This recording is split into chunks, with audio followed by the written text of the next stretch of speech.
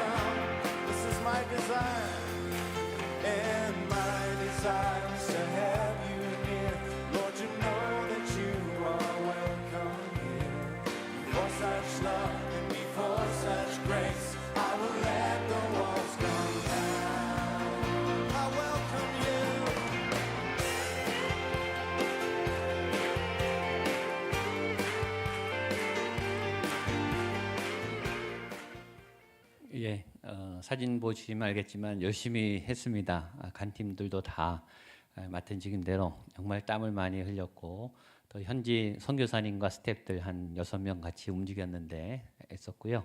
또 현재 있는 목사님들 또 여러 우리 함께했던 그 교회들 다 열심히 했습니다. 정말 세계는 넓고 해야 할 일은 너무 많고 또 우리의 작은 도움이라도 그들에겐 큰 도움이 되는 그런 아이들 또 그런 환자들 그런 아픈 상황들이 굉장히 많았습니다. 소득이 있다면 하나님께서 이제 베트남에 저희 교회가 선교할 수 있는 교두보를 좀 확보할 수 있는 그런 계기가 됐다. 첫 시작인데 교두보라 하면 저는 3가지로 생각을 했습니다. 하나는 제일 중요한 사람이에요. 현장에 있는 사람, 선교사님, 그리고 함께 네트워크할 수 있는 하나님의 사람들, 스태프들, 믿을 수 있는 선교사님을 만나는 거, 또 현장에 있는 함께 동역할 수 있는 사람들을 만나는 게 제일 중요한 자산입니다. 한번 함께 사역해 보니까 정말 신실한 좋은 선교사님을 하나님께서 우리에게 붙여주셔서 계속 사역할 수 있게 됐다. 그런 확신이 들었습니다. 두 번째는 장소이죠. 많은 교회가 선교 센터를 세우고 또 선교 헌금원에서 이 건축을 하고 공간을 세우는데 비용이 많이 들죠. 그래서 굳이 그렇게 하지 않아도 그때그때 임대해서 쓸 수 있는 그런 좋은 센터를 찾았습니다. 근데 저희가 사용한 센터 말고 저희가 온 다음에 선교사님이 더 좋은 센터를 찾았다고 또 연락이 와서 내년엔 더 좋은 센터에 가게 될 것 같습니다. 비용도 작게 들고 또 효과적으로 사용할 수 있는 그런 거점 장소도 확보됐고요. 세 번째는 프로그램인 것 같아요. 저희가 세 가지 프로그램을 갖고 갔습니다. 하나는 목회자 세미나, 또 하나는 의료 선교, 또 하나는 어린이 사역. 이 세 가지가 다 얼마나 그 현장에서 절실하게 중요한지. 목회자 세미나는 담임 목사님만 45명을 초대했습니다. 신학생이나 이렇게 부교역자가 아니라 담임 목사님 적어도 30명에서 크게는 한 150명, 200명 담임 목회를 현장에서 하시는 목사님들을 다 불러서 2박 3일 동안 계속 세미나를 했습니다. 교재를 줬어요. 우리 백투베이지 교재. 그 백투베이지 교재가 베트남어로 번역이 돼서 교재로 나갔어요. 얼마나 열심히 공부하시는지 그냥 빼곡히 쓰시더라고요. 마지막 날 서로 손잡고 우리 목사님들 서로 위해서 기도하라고 또 함께 손잡고 베트남을 위해서 기도하는데 많이들 우시더라고요. 그리고 내년에도 꼭 와달라고, 내년에는 우리 사모님들도 같이 오게 해달라고 요청을 해서 더 좋은 장소에서 우리 사모님들 같이 위로도 하고 교육도 하고 교회 네트워크를 갖는, 담임 목사님들을 돕는 게 교회 하나를 돕는 거잖아요. 굉장히 중요한 사역이었고요. 또 의료 선교도 굉장히 의미가 있었습니다. 우리 교회가 아닌 외부 교회 5분의 의사 선생님들하고 같이 가서 시술을 했는데 현장에 아픈 분들이 얼마나 많습니까? 근데 그 자리에서 바로 이제 팔이 안 올라가 분이 팔이 올라가고 손목이 움직여지고 손이 펴지고 다리가 막 펴졌어요. 그래서 이분들이 굉장히 도움을 많이 받았습니다. 또 어린이 사역은 또 얼마나 열심히 아이들이 아주 새로운 여러 이 풍선, 그다음에 이 집, 우리 한국 교회에서도 하지 않은, 우리 교회에서도 해보지 않은 좋은 프로그램들을 많이 가져가서 정말 그 무더위에 5월 달이 제일 덥다고 하더라고요, 베트남이. 하나님께서 제일 더울 때 땀을 가장 많이 흘리게 하셔서 우리 선생님들이 아주 진땀을 흘렸습니다. 아이들은 너무 행복했고요. 그래서 이 다음 세대 영적 리더를 키우는 일 아닙니까? 굉장히 중요한 일이죠. 이 세 가지 프로그램도 아주 잘 맞아서 계속 장기적으로 할 수 있겠다라는 생각을 갖고 왔습니다. 어려운 일도 많았습니다. 의약품이 많아서 들어가는 날부터 걸렸어요. 그리고 여러 가지 예상대로 되지 않은 여러 방해와 어려움도 굉장히 많았습니다. 하나님께서 첫 번이기 때문에 차근차근 하라고, 서두르지 말라고, 또 우리에게 이런 어려움도 주시겠구나라고 해서 그때마다 교회에서 기도해 주셔서 잘 어려움을 넘어섰습니다. 20명이 잘 다녀왔고요. 더 자세한 내용은 6월 14일 날 보고 예배 때 자세히 보고하도록 하겠습니다. 하나님은 선교를 원하신다는 사실을 알았고 선교하는 교회를 복 주신다는 사실도 알았습니다. 저희에게 더 세계를 향해서 나가고 또 흩어진 민족들을 섬기고 또 교회들을 섬겨나가는 지름길에서 세우시고 크게 사용하시는 목양교회가 될 줄로 믿습니다. 이번에 못 가시면 다음에 꼭 같이 함께 하셔서요. 그런 현장을 체험하시고, 그래서 우리도 은혜 받고 제가 온 다음에 의사 선생님 중에 한 분이 전화가 왔어요. 본인들끼리 회의를 했대요. 어떤 의료 선교보다 본인들이 이번에 은혜를 받았다고. 우리 목양교회 교우들이 너무나 평온하고 행복해 보여서 본인들이 치유를 받았대요. 그래서 내년부터는 다른 교회 거 다 취소하고 목양교회는 함께 따라가기로 했다고 본인들이 많이 위로받았다는 전화를 받아서 너무 감사했습니다. 그래서 우리 목양교우들이 굉장히 모범적으로 선교를 잘했습니다. 내년에도 또 금년 지금 이제 떠나는 말레이시아 팀에게도 하나님의 큰 은혜와 감동이 나타날 줄로 믿습니다. 오늘 말씀은 아브라함의 죽음과 그리고 에서와 야곱의 탄생에 관한 이야기입니다. 오늘 본문 안에 죽음과 탄생이 다 있습니다. 이것이 인생이죠. 인생은 사는 것이고 또한 죽는 것입니다. 우리의 문제는 어떻게 사는가 무엇을 하며 사는가? 그것이 오늘의 고민이에요. 5월에 오늘 끝자락에 있습니다. 내일부터는 6월 달입니다. 이렇게 하루하루를 살죠. 이 하루는 우리의 인생의 한 자락이 돼요. 오늘 겪는 우리의 모든 만남과 사건이 우리의 인생의 한 페이지가 되죠. 오늘은 굉장히 중요한 날이에요. 다시 올 수 없는 굉장히 소중한 날이에요. 그리고 우리는 그렇게 살다가 죽음을 맞이하게 됩니다. 그리고 우리가 죽어서 끝나는 게 아니라 우리 다음 세대가 우리의 바톤을 이어서 또 다시 생명과 주님의 역사를 이어가는 거죠. 그럼 어떻게 살아야 하고 어떻게 태어나야 하고 어떻게 삶을 채워가야 하는가? 그 삶에 대한 중요한 교훈이 오늘 본문 가운데 있습니다. 먼저 본문은 아브라함이 후처를 얻었고 여러 유업을 자녀들에게 나누어 주었다라는 내용으로 시작합니다. 1절입니다. 같이 보겠습니다. 시작. 아브라함이 후처를 맞이하였으니 그의 이름은 그드라라. 아브라함의 아내 사라는 죽었습니다. 아브라함이 홀로 오랜 시간이 있었습니다. 외로움을 견디지 못하고 후처를 맞이했습니다. 노년에 혼자 있는 것은 고통이죠. 아브라함일지라도 그가 믿음의 조상일지라도 아내의 빈자리는 큰 것이죠. 그래서 우리에게는 소중한 사람이 옆에 있어야 합니다. 혼자서는 살 수가 없습니다. 특별히 우리 어른들에게는 누군가 옆에 있어야 되죠. 아브라함에게 따뜻한 동행자가 필요했어요. 하나님께서 새로운 아내를 허락해 주셨습니다. 그리고 아브라함에게 죽음이 임박했을 때 아브라함은 그 모든 소유를 자녀들에게 유산으로 나눠주기 시작했습니다. 5절 6절입니다. 같이 한번 보겠습니다. 시작. 아브라함이 이삭에게 자기의 모든 소유를 주었고 자기 서자들에게도 재산을 주어 그들로 하여금 자기 아들 이삭을 떠나 동방 곧 동쪽 땅으로 가게 하였더라. 아브라함이 죽을 것을 알았던 것 같습니다. 죽음이 임박했을 때 아브라함은 자신의 모든 것들을 나눠주기 시작했습니다. 이유는 간단해요. 가지고 갈 수 없기 때문이에요. 우리가 잘 알듯이 누군가 말했듯이 태어날 때는 꽉 쥐고 오지만 갈 때는 다 펴고 가야 돼요. 어떤 것도 가져갈 수가 없어요. 아무것도 들고 갈 수 없어요. 어차피 다 놓고 가야 돼요. 하나도 가져갈 수 없어요. 우리는 고민해야 되죠. 그렇다면 무엇을 남길 것인가? 여러분 무엇을 남기고 떠나고 싶으십니까? 여러분이 떠난 다음에 이분이 이것을 남겼구나. 여러분 그것이 아름다운 것이 되기를 축복합니다. 가치 있고 의미 있는 것이 되기를 축복합니다. 그것은 지금 해야 되는 거죠. 지금 있어야 되는 거죠. 지금 내가 갖고 있어야 되는 것이고 만들고 있어야 되는 거예요. 있어야 남겨주죠. 남겨줄 게 없는 삶은 얼마나 초라합니까? 좋은 것을 줄 수 없다면 얼마나 초라해요. 얼마나 부끄럽습니까? 아브라함은 남겨줄 게 있었어요.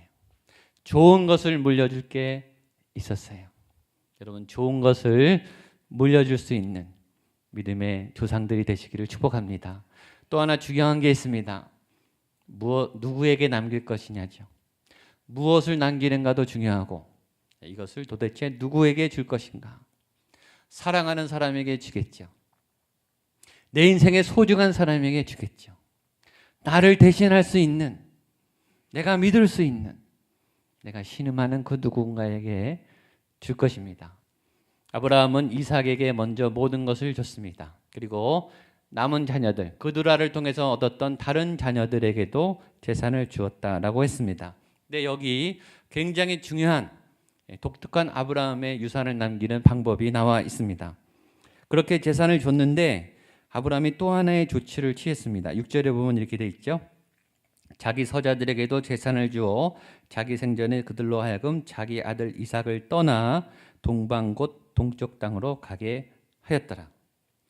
모든 것을 이삭에게 주었고 나머지를 다 서자에게 줬는데 조건이 있었어요.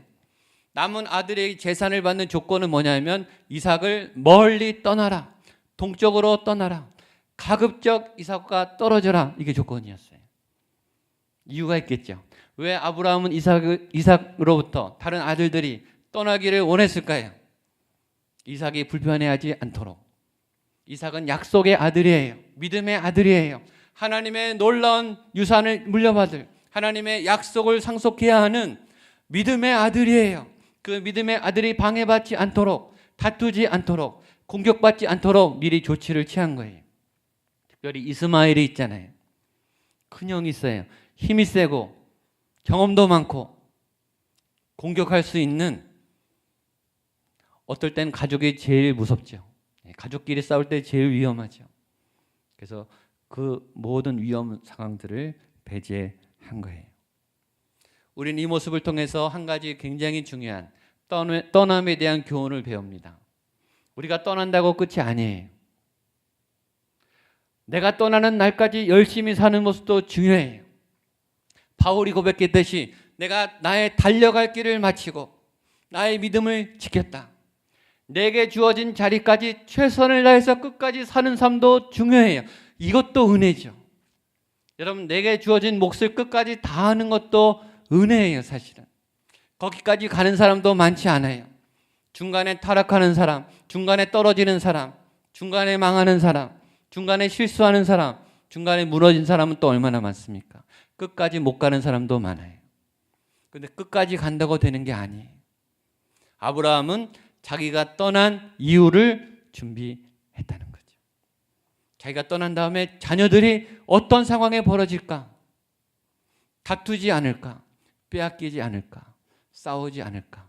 하나님의 유업이 방해받지 않을까라는 생각을 했어요. 그리고 그것을 미리 준비했다는 거죠. 내가 떠난 이후의 삶까지 준비해야 되는구나. 그 다음까지도 우리는 봐야 되는구나.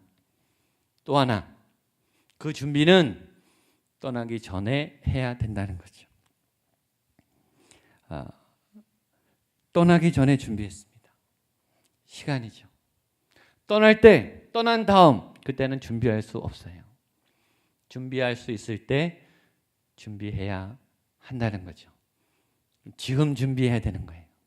아직 떠나지 않았을 때, 아직 준비할 수 있을 때, 충분한 시간, 충분한 재정, 충분한 지혜를 가지고 그 일을 준비해야 되는 거죠. 그리고 아브라함은 떠납니다. 7절, 8절, 9절입니다. 시작. 아브라함의 향년이 175세라. 그의 나이가 높고 늙어서 기운이 다하여 죽어 자기 열조에게로 돌아가매 그의 아들들인 이삭과 이스마엘이 그를 헷족속 소알의 아들 에브론의 밭에 있는 막벨라 굴에 장사하였으니. 그리고 아브라함은 죽습니다. 아브라함의 죽음, 아름다운 죽음에, 왜 아름다운 죽음인가? 할 일을 다 하고 죽었어요. 후회 없이 살았어요. 고생도 많이 했어요. 많은 실수도 했어요. 그러나 마지막을 아름답게 잘 장식했습니다. 그래서 부러운 죽음입니다. 우리의 죽음이, 우리의 인생이 이렇게 마감될 수 있다면 얼마나 좋겠습니까? 이제는 미련이 없어요. 열심히 살았습니다. 잘 살았습니다. 끝까지 할 일을 다 했습니다. 미련 없이 떠날 수 있습니다. 후회하지 않는, 안타까움이 없는, 억울하지 않은 그런 죽음. 모두가 주로 부러워하는 죽음이에요. 그래도 죽습니다. 죽음은 예외가 없어요. 우리 모두는 평등해요. 우리는 다 나이가 들게 되고 우리는 죽게 됩니다. 오늘 성경이 말하죠. 그가 높고 늙어 기운이 다하여 죽어. 이것이 우리의 가야 할 길이에요. 우리 나이가 들고 우리 노화가 나타나고 기운이 없어지고 죽게 돼요. 전에 80 되신 분들 이렇게 한 자리에 있을 때 이렇게 강의할 기회가 있었는데 그때 한번 여쭤봤어요. 만약에 기적이 일어나서 젊은 시절로 돌아간다. 그러면 몇 대로 돌아가고 싶으신가? 10대인가 20대인가 30대인가 이렇게 물어본 적이 있었어요. 전 대부분 20대 30대가 나올 줄 알았어요. 근데 대답은 놀라웠어요. 대부분이 60대만 돌아가도 좋겠다 이렇게 얘기하시더라고요. 참 욕심들이 없으시더라고요. 물론 30대도 계셨어요. 그런데 60대만 돼도 어디냐? 60만 돼도 청춘 아니냐? 그렇게들 대답하시더라고요. 그만큼 80대는 더 고통스럽다는 거죠. 그만큼 외롭다는 거죠. 그리고 아브라함은 떠나갑니다. 그런데 표현이요, 8절에 보면 이렇게 되어 있습니다. 그의 나이가 높고 늙어서 기운이 다하여 죽어 자기 열재기로 돌아가매. 우리는 죽은 사람에 대해서 돌아가셨다 이렇게 얘기합니다. 왜 돌아가셨다는 말, 이건 일반 사람도 쓰잖아요, 그렇죠? 왜 돌아가셨다는 말을 쓸까요? 어디로 돌아간 걸까요? 흙으로 돌아간 걸까요? 아니죠. 본향으로 돌아간 거죠. 왔던 그 자리로 돌아가는 거죠. 천국으로 돌아간 거예요. 하나님의 품 안으로 돌아간 거예요. 그러나 여러분, 아무나 그렇게 돌아가는 게 아니죠. 하나님부터 왔지만, 생명은 하나님이 주셨지만 다시 하나님께로 돌아갈 수 있는 기회는 아무에게나 있는 게 아니에요. 부활의 영이 있는, 생명의 영이 있는, 예수 그리스도의 영이 지금 우리 안에 있는 그 생명만 돌아갈 수 있을 줄로 믿습니다. 오늘 부활의 영이 우리 성도님들과 함께 하기를 축복합니다. 그래서 여기 있는 한 분도 빠짐없이 하나님께로 다 돌아갈 수 있게 되기를 축복합니다. 아멘. 그리고 장사했습니다. 10절 11절입니다. 같이 보겠습니다. 시작. 이것은 아브라함이 헷 족속에게서 산 밭이라. 아브라함과 그의 아내 사라가 거기 장사되니라. 아브라함이 죽은 후에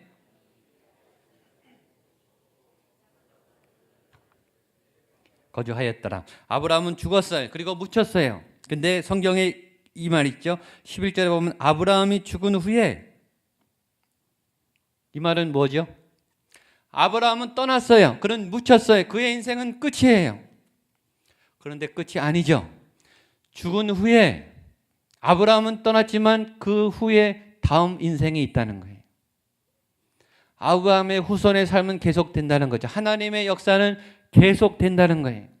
그리고 그 죽은 후의 삶은 아브라함의 영향을 받은 이삭의 삶이에요. 바톤이 이어졌어요.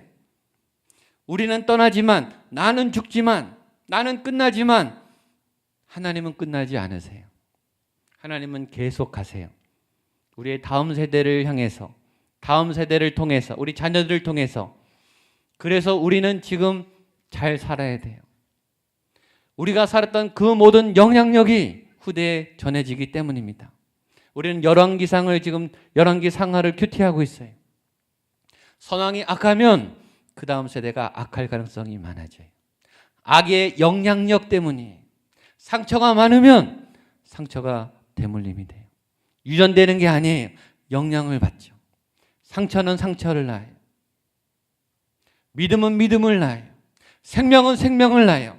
죄는 죄를 낳아요. 저는 여러분이 생명을 전해주기를 축복합니다. 하나님의 복을 전해주기를 축복합니다. 건강한 삶, 소망을 주는, 좋은 그림을 주는, 부모님들은 자녀들에게 좋은 미래를 주어야 돼요.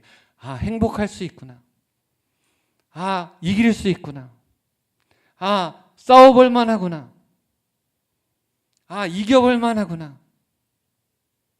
어떤 부모님들은 자녀들에게 좌절을 줘요.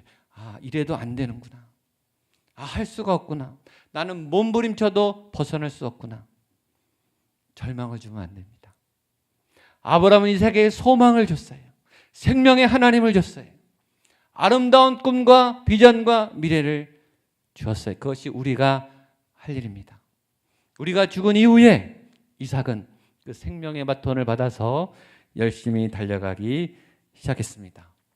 그리고 불임의 여인 리브가에게 하나님이 태를 열어주셨습니다. 21절 말씀 보겠습니다. 시작. 이삭이 그의 아내가 임신하지 못하므로 그를 위하여 여호와께 간구하매 여호와께서 그의 간구를 들으셨으므로 그의 아내 리브가가 임신하였더니.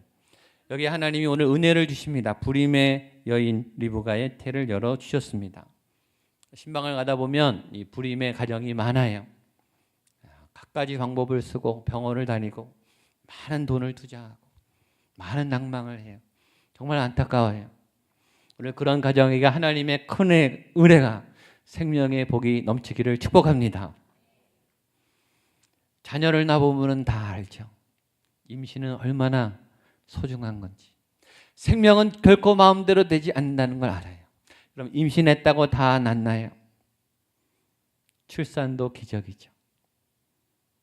출산 예정일 즈음에 10달을 채워서 낳는 것도 기적이. 요새 주산이 너무 많죠. 정상으로 낳는 건 기적이에요. 얼마나 가슴을 졸이는지, 얼마나 두근거리는지. 그 순간은 기도 안 하는 부모가 없죠. 다 기도하게 돼요. 그때 우리는 절실히 느껴요. 생명은 우리가 하는 게 아니구나. 생명은 하나님의 것이구나. 특별히 불임의 가정일수록 그렇지 않습니까? 리브가가 불임의 여인이었는데 여기 보면 이렇게 되어 있습니다. 이삭이 그의 아내가 임신하지 못함으로 그를 위하여 간구하매. 리브가가 어떻게 임신이 되었는가? 이삭이 간구했을 때 하나님이 응답하셨다 이렇게 되어 있습니다. 여러분, 어떤 기도는 안 해도 들어주세요. 하나님이 기도한 것만 들어주는 분이 아니에요. 여러분, 우리가 정말 중요한 기도를 하다 보면 하루에요 매일 수억 가지도 더 많이 해야 돼요. 우리가 모르는 수많은 기도 제목 하지 않았는데 하나님이 매일매일 들어주세요. 그거 하나님의 은혜입니다. 그걸 일단 아셔야 돼요. 그걸 잘 모르시는 분이 많아요. 기도 안 해도 매일매일 들어주는 기도 제목이 훨씬 많습니다. 감사하십시오. 근데 여러분, 어떤 기도는 기도해야 들어주세요. 기도하지 않으면 안 들어주세요. 그런 기도는 기도하셔야 돼요. 오늘 기도가 그런 기도였어요. 리브가가 임신이 되지 않았어요. 그런데 기도했더니 들어주셨어요. 여러분의 기도가 하나님의 마음을 움직이는 기도가 되기를 축복합니다. 엘리야의 기도가 되기를 축복합니다. 태를 여는, 생명을 여는, 기적을 여는 하나님의 그 열쇠를 여는 능력의 기도가 되기를 축복합니다. 그런 기도는 이유가 있어요. 왜 기도를 시키시는지. 기도 안 해도 들어줄 당연할 것 같은데 기도해야 하는 기도는 이유가 있는 거예요. 거긴 메시지가 있는 거예요. 여러분 생각해 보십시오. 아브라함의 아내 사레도 임신을 못했어요. 100세 때 첫 아이를 낳습니다. 임신할 수 없는 여성이었어요. 여러분 이상하지 않습니까? 하나님은 아브라함에게 너는 믿음의 조상이 될 거다. 너는 수많은 별과 같은 모래와 같은 많은 자손들을 가지게 될 거다. 그러면 아이를 많이 낳는 여인을 붙여줘야죠. 이상하지 않습니까? 왜 아이를 못 낳는 여인과 결혼시켜 놓고 많은 아이를 낳을 거다. 후손이 많을 거다. 이런 어이없는 약속을 하시냐고요. 첫째는 그러면 봐줬어요. 근데 왜 이삭의 아내 역시 불임의 여인을 주셨냐 이거죠. 참 하나님 어떤 면에서 고약하시죠. 엉뚱하세요. 자녀를 많이 주실 거면 아이를 잘 낳는 여인을 아내로 주시면 좋잖아요. 근데 하나님은 아브라함의 아내도 이삭의 아내도 불임의 여성을 붙여 놓으셨어요. 힘들게 힘겹게 아이를 탄생하게 하셨어요. 이유를 아시겠죠? 왜일까요? 이 생명은, 이 씨앗은 인간이 하는 게 아니다. 그것은 하나님의 은총이다. 하나님의 역사이다. 인간이 생명을 만드는 게 아니다. 하나님이 태를 여신다. 제일 강력한 메시지입니다. 여러분, 자녀는 하나님의 은혜예요. 자녀를 볼 때마다 하나님을 생각하기를 축복합니다. 기적 덩어리죠. 복 덩어리죠. 하나님의 흔적이에요. 오늘 그 은혜를 회복하기를 축복합니다. 22절, 23절입니다. 시작. 그 아들들이 그의 태 속에서 서로 싸우는지라 그가 이르되 이럴 경우에는 내가 어찌할꼬 하고 가서 여호와께서 그에게 이르시되 두 국민이 내 태중에 있구나. 내 복중에서부터 나누이리라. 이 족속이 저 족속보다 강하겠고 큰 자가 어린 자를 섬기리라 하였더라. 자, 드디어 임신이 됐어요. 은혜가 생겼어요. 근데 아이를 낳는다고 다 되나요? 그게 아니죠. 시작이죠. 이 아이가 태 속에서 싸워요. 이삭이 당황했어요. 그리고 말합니다. 내가 어찌할꼬. 여러분, 아이를 낳는다고 다 아빠가 되고 엄마가 되나요? 다 좋은 아버지가 되고 좋은 엄마가 되나요? 누구나 다 좋은 아버지가 되길 원합니다. 나쁜 아버지가 되고 싶으면 한 사람도 없습니다. 나쁜 엄마가 되고 싶으면 한 분도 없어요. 다 좋은 아버지가 되고 싶으나 좋지 않게 되죠. 다 좋은 어머니가 되고 싶으나 좋지 않게 되는 거예요. 내가 어찌할꼬. 아이는 당황을 시켜요. 아이가 임신된 순간부터 부모는 초긴장이에요. 아이를 낳았다고 아버지가 됩니까? 아무것도 모르잖아요. 엄마는 압니까? 아무것도 모르죠. 아이는 우리가 낳는 게 아니죠. 생명은 하나님 거예요. 왜 하나님이 우리 아이를 통해서 우리를 당황시킬까요? 아이가 5살, 10살, 10살, 15살, 20살, 30살 아이를 크면 다 아십니까? 클수록 더 모르겠어요. 아이를 마음대로 조정할 수 있으십니까? 안 되죠. 오늘 그 답이 여기 있습니다. 내가 어찌할꼬 하고 어떻게 됐죠? 가서 여호와께 묻자온대. 왜 하나님이 아이를 모르게 만드셨을까요? 여호와께 물어보라고. 양육할 때 기도하셔야 돼요. 자녀를 양육할 때 하나님께 물어보면서 양육하라고. 방법이에요. 기도하면서 잘 양육하시기를 바랍니다. 우리 마지막 24절로 26절입니다. 시작. 그 해산 기한이 찬즉 대 쌍둥이가 있었는데 먼저 나온 자는 붉고 전신이 털옷 같아서 이름을 에서라 하였고 후에 나온 손으로 그 이름을 야곱이라 하였으며 리브가가 그들을 낳을 때 이삭이 60세였더라. 내가 어찌할 거라고 걱정했는데 하나님은 이렇게 말했어요. 아니다. 그 복중에 두 민족이 있다. 우리는 막 걱정해요. 우리는 노심초사해요. 우리는 자녀 때문에 마음이 타들어가요. 하나님은 답을 주세요. 아니다. 그거는 복된 거야. 그거는 축복이야. 그거는 아주 감사한 일이야. 우리는 모르니까 걱정해요. 하나님은 예비하셨어요. 그리고 에서와 야곱을 주셨습니다. 야곱은 누굽니까? 이스라엘이에요. 지금의 이스라엘의 시조예요. 민족의 조상입니다. 나라의 조상이 아니에요.